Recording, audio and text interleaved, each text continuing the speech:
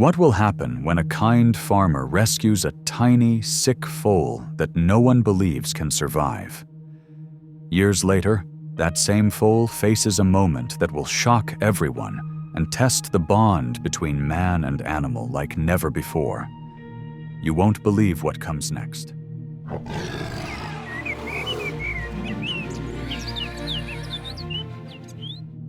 The story begins in a quiet little town in Morocco, surrounded by golden fields that shine under the morning sun.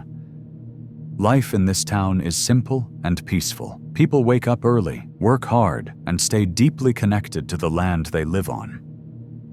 In this calm and humble place lived a 65-year-old farmer named Salah.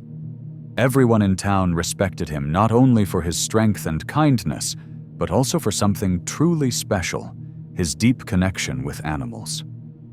Salah ran a small animal farm on his land. It was home to many creatures, some rescued and some born there, but each one shared a bond with him. Among all the animals, horses were his favorite. Every morning, long before his family woke up, Salah quietly walked to the stables. The horses recognized his footsteps and greeted him softly. He brushed their coats, cleaned their hooves, and spoke to them gently. They seemed to understand every word he said. It was a friendship built on love, patience, and silent trust. This farm had been passed down to Salah from his father, and it carried more than just soil and fences. It carried memories.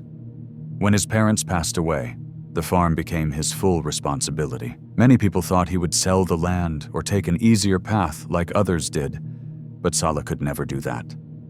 To him, the farm was more than a piece of land. It was his family's legacy and the home of every creature that had ever trusted him. He cared deeply for all of them, especially the ones no one else wanted. Whether they were sick, injured, or too old to work, Salah welcomed them with open arms and gentle hands. It filled the fields with sounds of joy and the sight of horses running freely across the golden land. When they galloped together, their brown and white coats shimmered under the sunlight like waves rolling over the earth. For Salah, this was happiness, a quiet, honest kind of peace that came from caring for others. But life has a way of testing even the kindest hearts. Salah didn't know that something was about to happen that would change his world completely. One ordinary afternoon, while delivering horse feed to a nearby farm, he overheard two men talking. One of them mentioned a newborn foal that was about to be put down. The words struck Salah deeply. He stopped, his heart pounding, and quietly asked what had happened. The men explained that the foal's mother had died after giving birth, and that the baby was sick, weak, and barely moving. Without its mother's care, it wouldn't survive, and the owner didn't want to waste money trying to save it. Salah felt a sharp pain in his chest. He knew, in that moment, he couldn't walk away. Salah knew the owner didn't want to spend a single penny on the weak foal. He also knew that if he offered to buy it, the man would agree without hesitation. And that's exactly what happened. When Salah asked if he could take the foal, the men looked at him in disbelief. One of them laughed and questioned why he wanted a sick animal that would probably die soon. But Salah didn't listen to their doubts. In his heart, he could feel that the little one wanted to live, and he believed he was the only person who could give it that chance. The owner finally agreed to sell, and Salah handed him the money. The man took it carelessly and warned him not to come back if things went wrong. With gentle hands, Salah carried the weak foal to his truck. The small creature barely moved, its breathing slow and shallow, but Salah held it close, as if protecting something precious. When he reached home, he immediately called the local vet and explained the situation. The vet told him to bring the foal to the clinic right away. Without wasting a moment, Salah drove there and watched nervously as the doctor examined her. After a long silence, the vet said she wouldn't live long. But Salah remained calm. deciding he would make whatever time she had left filled with care and love. Salah was ready to give her the life she deserved, even though she didn't have much time to live. He named her Tiffany, and somehow that name carried hope. Every day, he fed her warm milk by hand, wrapped her in soft blankets, and spoke to her gently. Days turned into weeks, and weeks into months. Slowly, Tiffany began to grow stronger. Against all odds, she survived. 1 year passed, then another, and by the 5th year, Tiffany was no longer the fragile foal that had once lain weak and helpless in a shed. She had grown into a beautiful, strong horse, her coat shining in the sunlight, and her spirit full of life. Tiffany followed Salah everywhere. She trotted behind him across the fields, rested her head on his shoulder by the barn, and stayed close to him at all times. The farm workers often said it was as if she thought he was her father, and in a way, they were right. He had given her life, and she had given him joy and companionship. As years passed, their bond grew even stronger. But Salah's health began to weaken. He coughed often and could not walk long distances like before. His children took over many chores, yet Tiffany noticed the change first. She became quieter, gentler, and stayed close to him, always watching over him with care and love. Every evening, Salah would sit on his porch, looking out over the golden fields he had cared for his whole life. The sun would cast a warm glow over the land, and the gentle breeze would rustle the grass. Without fail, Tiffany would walk up quietly, lower herself beside him, and rest her head near his lap. They didn't need words to understand each other. She seemed to know his thoughts, his joys, and his pains, and she offered him comfort with her quiet presence.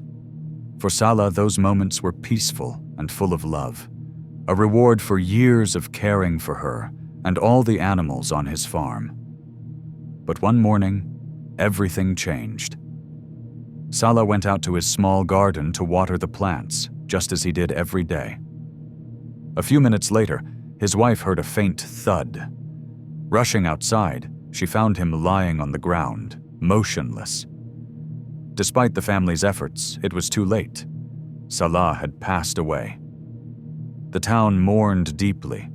Everyone remembered him as the kind man who had rescued countless animals and treated them like family. His children and neighbors carefully prepared his body, washing him gently, wrapping him in white cloth, and placing him inside a wooden coffin. The plan was to bury him on his own land, near the stables where he had spent his happiest days. As the coffin was carried across the fields, a loud, heart-wrenching neigh echoed through the air. Tiffany had broken free from the stable. Dust flew behind her as she ran straight toward the procession. No one could stop her. She stomped around the coffin, neighing loudly, refusing to leave. The mourners tried to calm her, but she only kicked harder. With one final blow, the lid of the coffin cracked open, as if Tiffany herself demanded that her beloved friend be remembered. Her loyalty and grief were impossible to ignore, leaving everyone watching in stunned silence. And then everything went silent. Tiffany stopped in her tracks. She leaned forward, sniffing the open coffin, her ears twitching as if listening to something no one else could hear. The air felt heavy, and the moments stretched on endlessly. Then, faintly at first, a sound came from inside the coffin. The crowd froze. A hand moved, Salah's hand. Gasps filled the fields as Salah slowly began to sit up, weak and confused but alive. People stepped back in shock, some crying, others unable to believe their eyes. Salah looked around, still dazed, and explained that he had been able to hear everything the whole time but could not move or speak. His body had been trapped, refusing to respond even as his mind remained awake. Later, a doctor from a nearby town revealed that Salah had likely suffered from catalepsy, a rare condition that can make a person appear completely lifeless, with no heartbeat, movement, or response. Even skilled doctors sometimes mistake it for death. But no medical explanation could account for the timing. How had Tiffany known? Why had she broken free and run at that exact moment? Some said it was instinct. Others said it was love. Salah believed it was something deeper, something beyond understanding. The fragile foal he had once rescued years ago had sensed his life fading and refused to let go. Tiffany had repaid the gift he had given her with her loyalty and courage. To this day, the people in Salah's town still tell the story of the horse who saved her master. Some call it fate, others a miracle, but those who knew Salah best say it was love, simple and pure, a bond so strong that not even death could break it. In the quiet fields of Morocco, whenever the sun sets behind the golden land, Tiffany can still be seen near the porch where Salah once sat, her eyes fixed on the horizon, waiting for her friend to come home.